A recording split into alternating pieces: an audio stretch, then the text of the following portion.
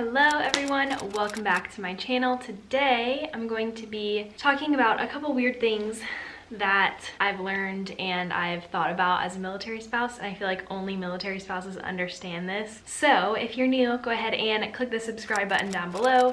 If you are a military spouse, let me know down in the comments. I'd love to hear from you. And before we get started, I just want to put a disclaimer out there that obviously things that I think are weird may not be weird for everybody else. So if you are new, we just moved overseas to Germany, so some things are being redecorated and things like that. But something that I find funny, at least for me, is that every place we go, I always want to redecorate everywhere. And I always feel like the specific furniture that we bought and we put out for our first place doesn't actually like fit or go with how our new place is. So I'm constantly thinking about redecorating, and I don't know if that's just me or what, but I consistently want to redecorate all the time. And I feel like every 3 years it's gonna be the same story over and over again. Something that I find really funny, especially now, we did not live on post whenever we lived in Colorado, but now we live in Germany and we do. So something that I find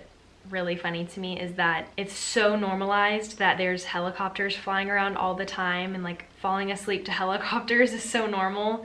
So I feel like that is something only military spouses can understand, and like people who live on military bases, or I guess near military bases, would understand. But I've gotten really used to falling asleep to the sound of Apaches every night at like 11. I feel like something else that is interesting is always worrying about, I mean, I'm a worrier, so I worry, but other people would probably just have to like think about it.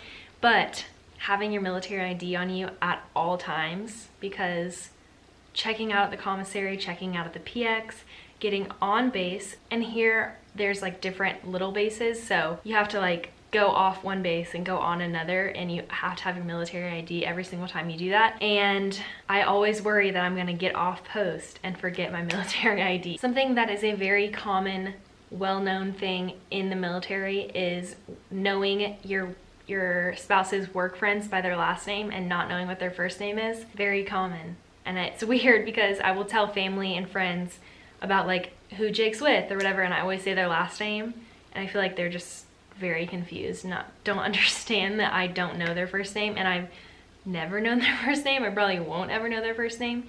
And some of our friends are actually nicknames of their last name, so like I would never have known what their first name was. One major thing I feel like a lot of military spouses understand is that whenever you know you're about to move but you don't know where, and like trying to explain that to people, that you don't know how long he's gonna be gone, you don't know where he's at, you don't know when you're moving, you don't know where you're moving, those kind of things that I feel like is so common in civilian life. I feel like people in civilian life don't understand that like you just kind of go with the flow with like literally everything, career-wise, moving-wise, deployment-wise, all kinds of stuff like that. You just kind of go with the flow. So I feel like military spouses are definitely a lot more flexible than others, but that is definitely something that is learned as a military spouse, because I'm a planner. I like things. I like to know when things are. I like to know when, where, why, and I've had to just kind of throw my hands up and let things happen how they happen. But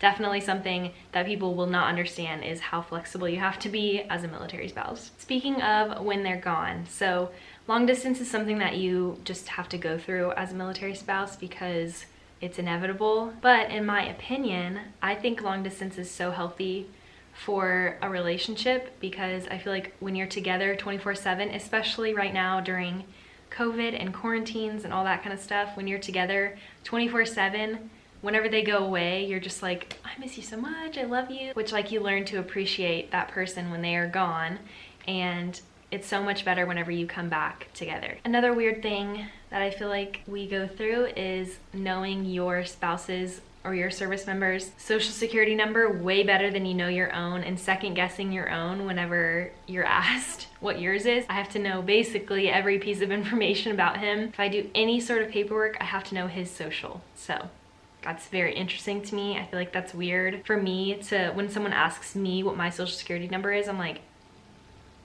is it that one or is it that one? I can't remember. The last thing I feel like people in the military life understand and deal with often, I guess, in my opinion, is getting super close with a certain couple, family, friend, whatever, and then finding out they're PCSing and they get orders, and it's like the saddest thing ever, because in this lifestyle you're moving around all the time, it's hard to make friends. At least for most people, I would assume it's hard to make friends with new people every couple of years.